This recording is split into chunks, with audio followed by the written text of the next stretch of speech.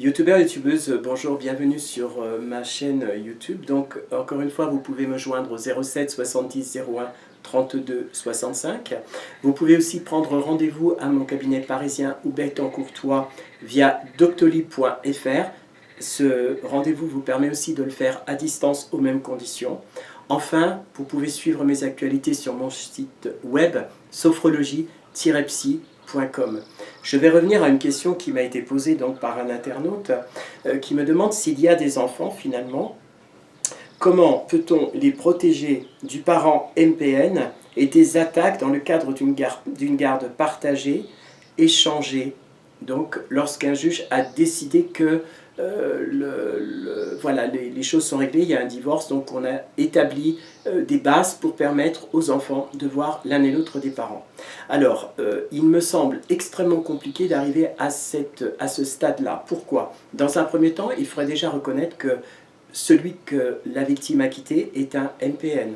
Deuxièmement, dans le cadre de la visite qui serait interdite à l'un des parents, ça veut dire qu'il faudrait qu'on trouve quelque chose qui soit suffisamment grave pour empêcher le parent de voir ses enfants. Ensuite, les rares cas où c'est possible, c'est notamment quand il y a des agressions sexuelles.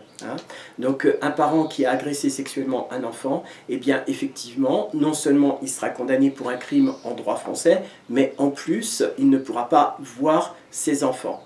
Toute la complexité de la garde partagée avec un MPN, parce que j'ai déjà eu des témoignages, eh bien, le travail de sape continue avec le MPN parce que l'enfant n'a pas de valeur à proprement parler pour le MPN.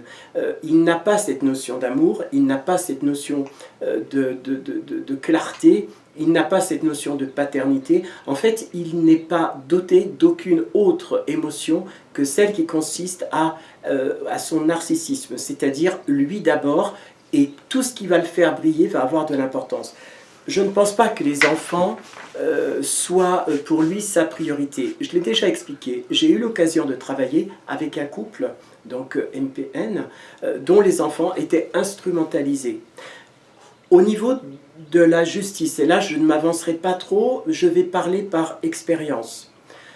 Lorsque un divorce est prononcé par rapport aux enfants, généralement, l'un des deux parents peut demander, s'il a des preuves, de faire une enquête sociale.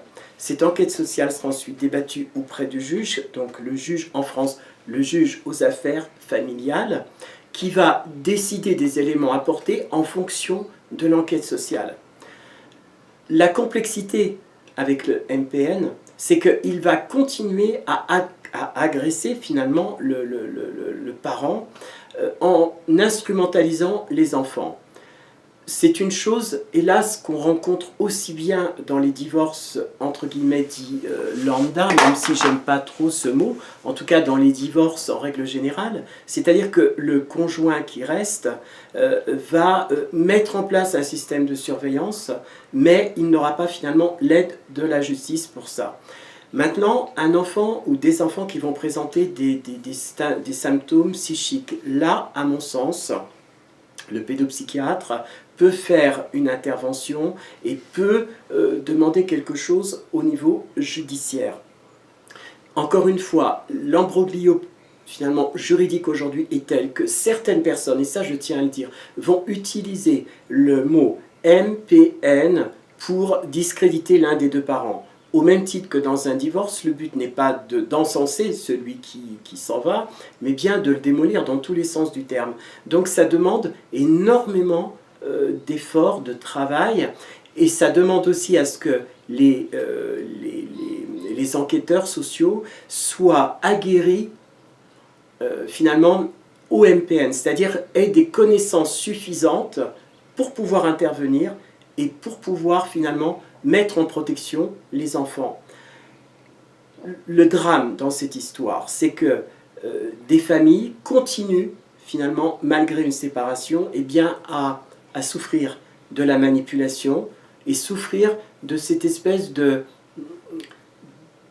drame qui peut peut-être, dans certains cas, et ça je l'ai entendu très souvent au niveau des consultations, eh bien, préparer les enfants à vivre de manière beaucoup plus complexe.